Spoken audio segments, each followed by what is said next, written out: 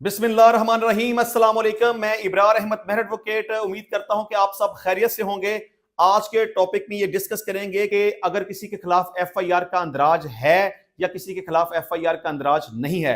मतलब अगर अंदराज नहीं है तो पुलिस ने पकड़कर हब्से बेजा में रखा, अगर एफआईआर का अंदराज है तो गिरफ्तार करने के बाद उसे हवालात में बंद कर दिया, उसकी गिरफ्तारी नहीं डाली, तो इसका मतलब भी ये है कि उसे हब्से बेजा में रखा हुआ है। तो इस सूरत हाल में क्या करना चाहिए?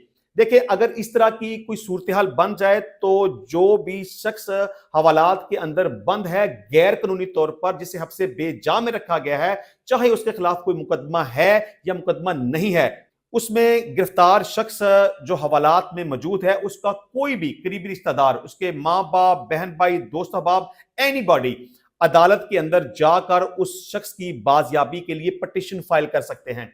पटिशन कहां दायर की जाएगी?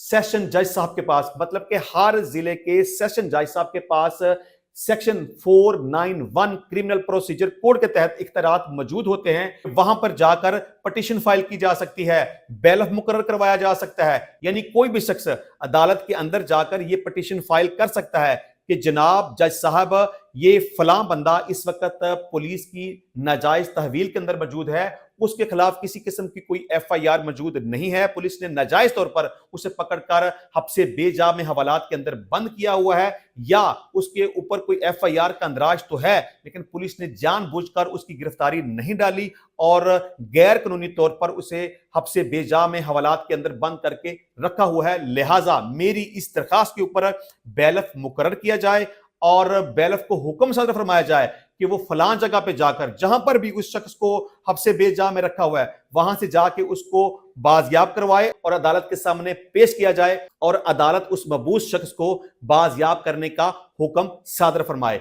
अब अदालत उस पटिशन के ऊपर एक बैलफ मुकर्रर करेगी और उस बैलफ को ये इंस्ट्रक्शन देगी कि वो फलां जगह के ऊपर जाकर जो भी शख्स नाजायज तहवील के अंदर मौजूद है उसे बाजियाब करवाकर अदालत के अंदर पेश करे।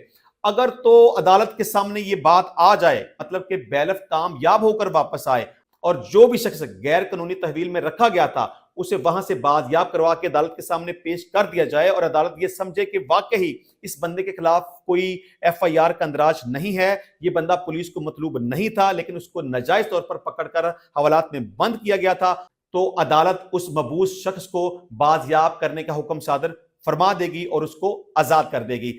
अब दूसरी बात यह है कि अगर कोई शख्स हवालात के अंदर मौजूद है और वो बाजियाब हो जाता है, पुलिस ने उस शख्स की गिरफ्तारी नहीं डाली, तो जैसे ही उसको अदालत के सामने पेश किया जाएगा तो अदालत के सामने ये बात आ जाएगी कि इस शख्स के खिलाफ आल्दो के एफआईआर का अंदराज था, पुलिस को मतलूब था, लेकिन पुलिस ने इसको अपनी नाजायज तहवील में रखा हुआ है। तो इन दोनों सूरतों में अदालत बाजियाब करने का और आजाद करने का हुक्म सादर फरमा देगी। हां, जहां पर किसी शख्स के खिलाफ एफआईआर का कोई अंदराज है या वो पुलिस को मतलूब है, तो अदालत के बाजियाब करने के बाद, यानी उसको गैर कानूनी तहवील से आजाद करने के बाद, पुलिस उस बंदे को दोबारा से कानूनी तौर पर पकड़कर उसकी गिरफ्तारी डाल सकती है।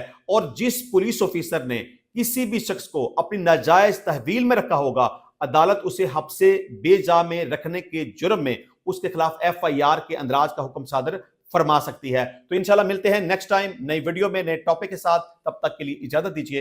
अल्लाह हाफिज।